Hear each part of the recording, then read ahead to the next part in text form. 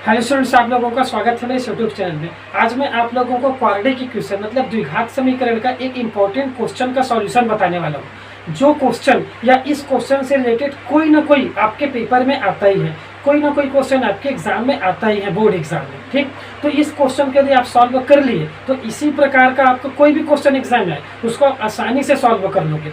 ये क्वेश्चन है हमारे मूलों की प्रकृति मतलब नेचर ऑफ रूट्स से रिलेटेड क्वेश्चन है ना। और ये क्वेश्चन 4 नंबर में आता है ना। तो इस क्वेश्चन को अच्छे से सॉल्व करने के लिए, पूरे समझने के लिए आप इस वीडियो को लास्ट तक देखिए। इस वीडियो को देखने के बाद आपका इस क्वेश्चन से रिलेटेड कोई भी टॉपिक, कोई भी क्वेश्चन हो, इस टॉपिक से रिलेटेड कोई भी क्वेश्चन हो, आप आसानी से सॉल्व कर लोगे। ओके, तो वीडियो को स्टार्ट करते हैं। देखो हमारा क्वेश्चन क्या है और किस प्रकार से एग्जाम में देते हैं।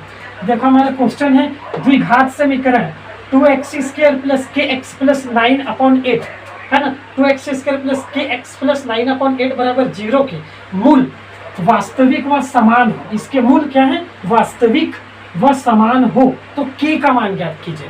इसमें हमें k का मान ज्ञात करना है। और k का मान कब ज्ञात करना है? यदि जो समीकरण दिया है उसका जो मूल है वास्तविक व समान है, रियल एंड इक्वल हो। यदि उसका जो रूट है रियल एंड इक्वल हो तो हमें k का मान ज्ञात कीजिए। तो ये जो क्वेश्चन है आपका मूलों की प्रकृति से रिलेटेड है ना। और इस टाइप के जो क्वेश्चन है आपके क्या बोलते हैं बुक में बहुत सारे दिए हैं, आपके एग्जाम्पल्स में बहुत सारे दिए हैं। तो मैं आपको एक क्वेश्चन बता रहा हूँ ताकि आपको आइडिया मिले, आपको तरीका पता चले कि आपको कैसे सॉल्व करना है और आपके पास कोई भी क्वेश्चन आप उसको आसानी से सॉल्व कर लो।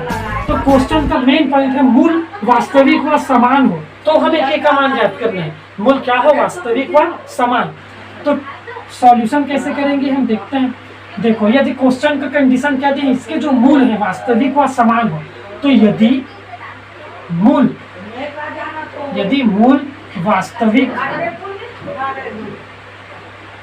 व समान है, यदि मूल वास्तविक व समान है तो यदि मूल वास्तविक व समान है तो d बराबर क्या होता है हमारा? 0 है ना। ये हमारा कंडीशन है। यदि मूल वास्तविक व समान है तो d बराबर 0, जहाँ d ये जो हमारा d है, ये d क्या है हमारा? विभेदक या विविक्तर। ये d क्या है हमारा? विभेदक या विविक्तर।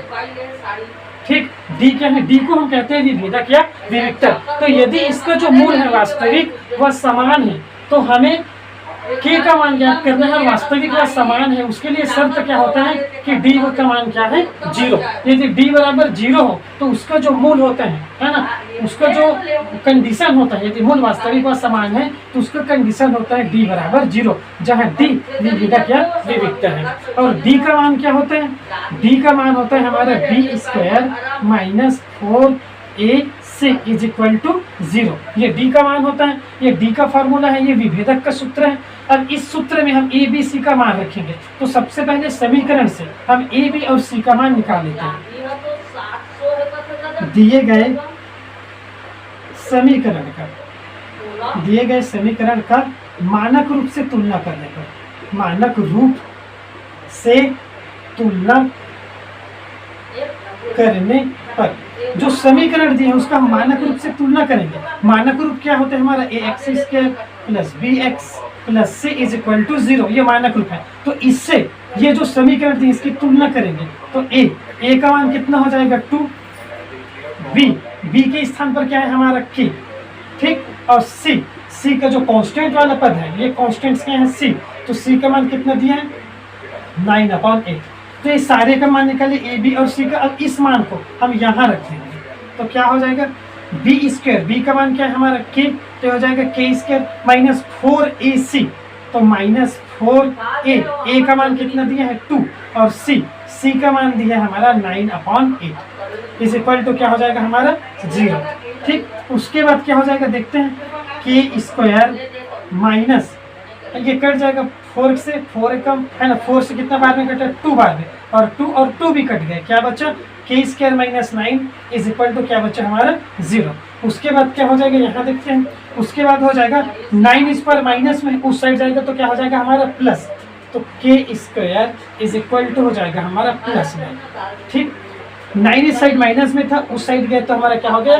प्लस में। अब क्या हो जाएगा? जो स्क्वायर है उसको हटाना है, तो स्क्वायर को हटाने के लिए उस साइड हम क्या लगाते हैं, स्क्वायर रूट लगाते हैं। तो ये हो जाएगा स्क्वायर रूट 9, और 9 का स्क्वायर रूट कितना होता है, 9 का स्क्वायर रूट होता है हमारा +-3। तो ये हमारा के का मान निकल जाएगा। ठीक, तो इस प्रकार से हम इस प्रकार के क्वेश्चन दिया हो, है ना, चाहे वो बुक में दिया हो चाहे आपके एग्जाम्पल्स में दिया हो, तो उसको इस प्रकार से सॉल्व कर सकते हैं। आपको कंडीशन को ध्यान में रखना है कि इसका मूल वास्तविक व समान है, तो वास्तविक व समान के लिए ये कंडीशन होता है, और इस कंडीशन के हिसाब से हम काम करेंगे, है ना। डी का मान इतना होता है, फिर इसमें सारे मान को रख देंगे, ए बी और सी के मान को, और उसको सॉल्व कर देंगे, तो हमारा के का मान निकल आएगा। ओके, तो वीडियो अच्छा लगा तो चैनल को सब्सक्राइब, लाइक और अपने दोस्तों के पास शेयर कीजिए। ओके, नेक्स्ट वीडियो मैं आपके लिए जल्द ही लेकर आऊंगा। Okay, thanks for watching.